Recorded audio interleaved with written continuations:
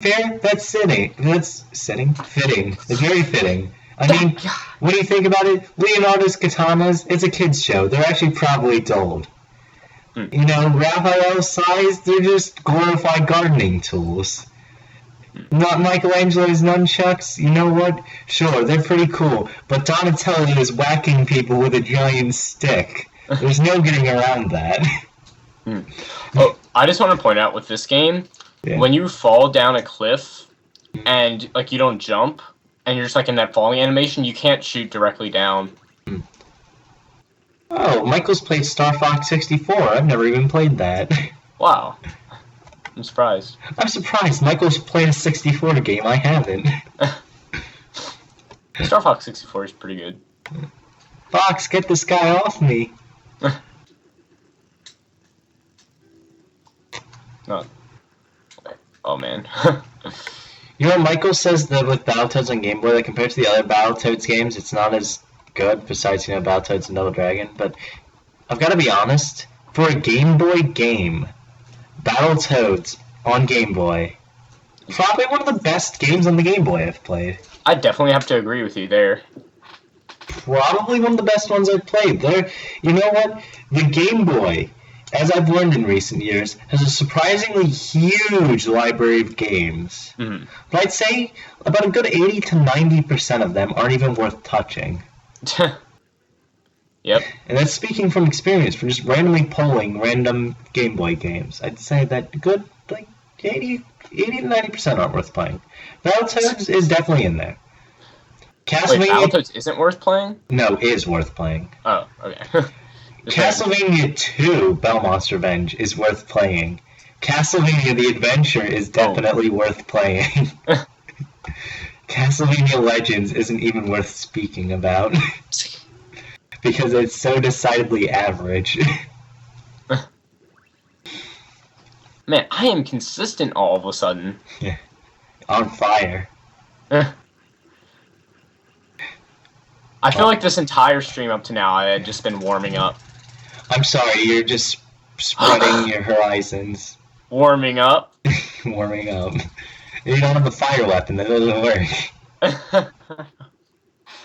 Good kill, by the way. Yeah. That was pretty much a perfect stage.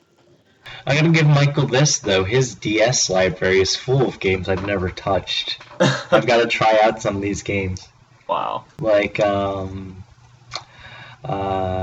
Kim Possible, Global Gemini, Madagascar. Over there. I'm seriously leveling with you here. Mario Party DS is one I've never played.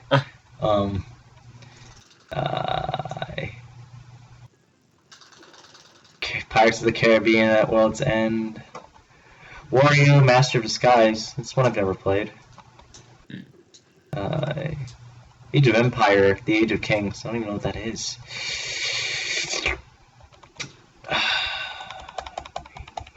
Man, the DS is an interesting console. I gotta say that much. Yep, it's definitely very interesting. Very interesting. You think that it's good when you look at its first-party library of games, but when you really delve into its third-party library, it's a completely different beast. Just look at Cory in the House. That game takes like 3 hours to beat. Wow. And 2 hours of it is just padding for the main story, which has this incredibly deep political commentary that it's trying to hammer in constantly. Also, Cory has the greatest walk cycle I've ever seen. The Belmont Strut's got nothing on Cory's walk.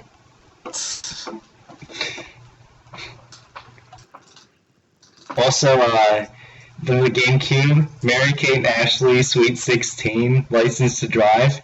Are you serious? I am serious. Wow. You know what? Acclaim actually went under because of games like this, because they didn't actually get the license to use Mary-Kate and Ashley, so they sued for a lot of money later on down the road, and it caused them to go bankrupt. But anyways, this game, you think that Mario Party is like this great game to bring your friends together for? Oh man, no. Mary-Kate and Ashley's Perfect Cupcakes, clearly the greatest game to bring your 3 best buddies along for. Bubble Slayer. Sit down and play. That's it. I'm changing my username to Bubble Slayer. Minigame number 1, collect things. Minigame number 2, collect things on jet skis. Oh, I'm tired. That's too much creative thought process for me. That game has like 20 minigames. So, this is my 3rd run in a row that has made it this far. I can't believe this. I never thought I'd see this. I actually feel really bad with that game because for years I classified Sonic Shuffle as the worst party game ever. I feel so bad for Sonic Shuffle now. You know what, I want to play that game actually, but I don't own a Dreamcast, and I never will, because there's like a whole bunch of games for that system, but I'm not sure what's really worth playing on it. Uh-huh. I mean, I know there was Skies of Arcadia, but that was ported to GameCube, and there was Sonic Adventure, and Sonic Adventure 2, and Crazy Taxi. And every good game on the Dreamcast was ported to the GameCube. So what's the point? Wow. Okay, please have a good Area 4 boss. Although I don't know, you could argue if Sonic Adventure 2 being a good game or not. It does have the greatest music, though. Hmm. Oh, by the way, has there been any chat activity? And, like... Oh. No, there hasn't. Okay. I'm surprised, man. I had that one really good run. Yeah. With Attitude Cycle, that run did not happen. I think I'm gonna have to forget go about it until I have to highlight it. After this attempt. It's not like a joke. Like, I'm like completely serious. I think I actually need to go and get some stuff done. And then I'm probably gonna end up streaming for a bit afterwards. Mm. You know? Because just, I haven't done it tonight, and I don't know. Oh man, that was so close to being good, but it was still a decent fight. It was. Yeah. You know, when I say the game, the DS was an interesting beast, so was the Game Boy Advance. Mm. The Game Boy Advance, oh my, its third-party library is something to behold. It's so big and so bad. Yeah. Have you ever seen the prototype of the Battletoads game on Game Boy Advance? Oh man, that's something special. Yes, it is. I won't play that game. Yeah. Thought I was going to... Oh no, is that bad? Yes, it is. Lost some frames there. Okay. Lost some frames that stage, but I didn't die. That's good. Wait, hang on. Michael has a Wii U? Are you serious? Oh yeah, I think he told me about it once. Yeah, now I say that, I do remember him mentioning that. The only game he has here is New Super Mario Bros. U. Huh. I have New Super Mario World. I need to... That came packaged with my my Wii U.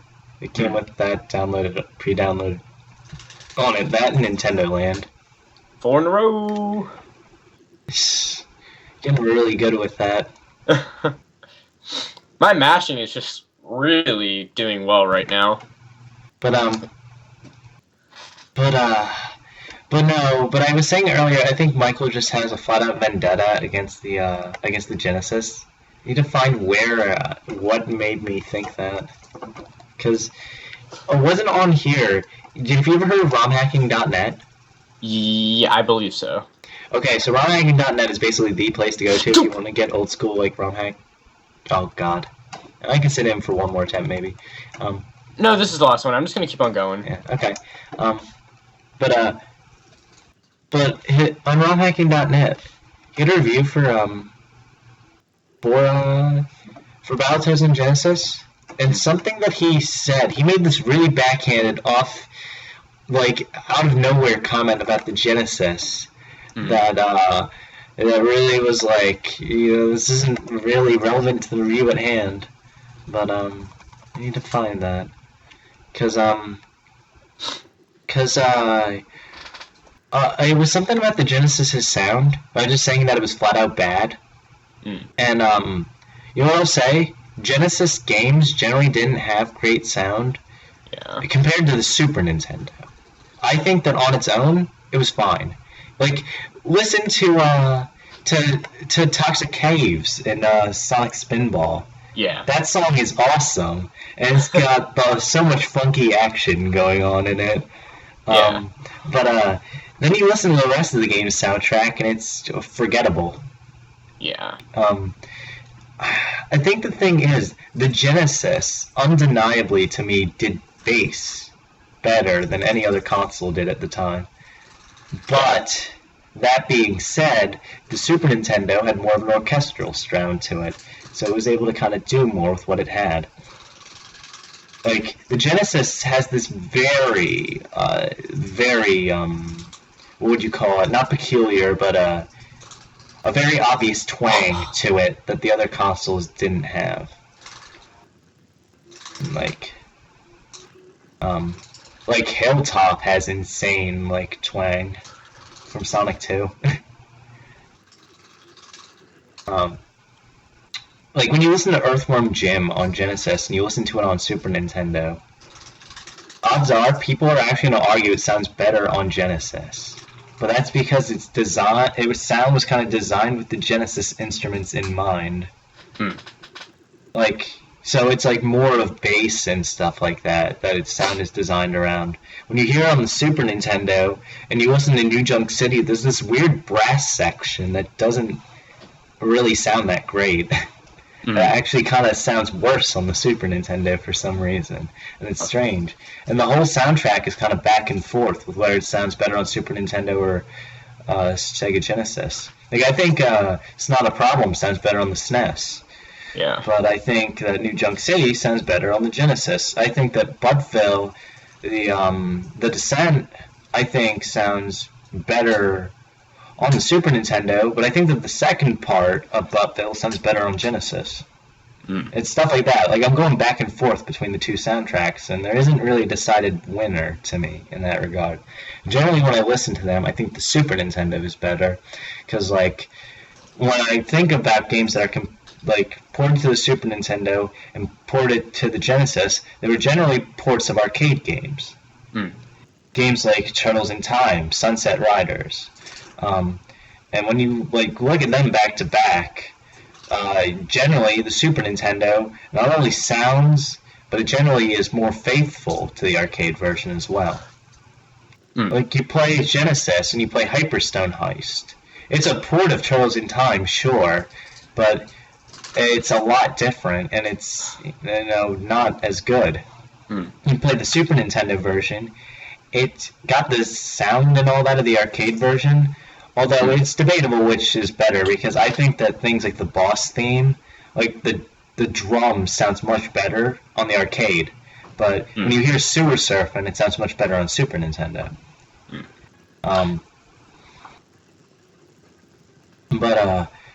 But then games like Sunset Riders have the same thing, where it's the Super Nintendo is almost like a straight port of the arcade, where it's nice. Where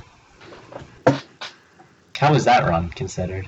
There was one death, one missed jump, and everything else was pretty much perfect, but I missed a 2 cycle. Yeah. So let's see, death was 3 seconds, missed jump was 1.5 seconds, 2 cycles 3 seconds. So okay. I'm gonna say that was around a 13-18. Yeah. So PB by 2 seconds maybe, but I'm gonna have to time it, but yeah. So you know what? You're no longer a casual. Yep, no longer casual, because that was probably sub 1320. But yeah, definitely that's gonna go down. I can guarantee.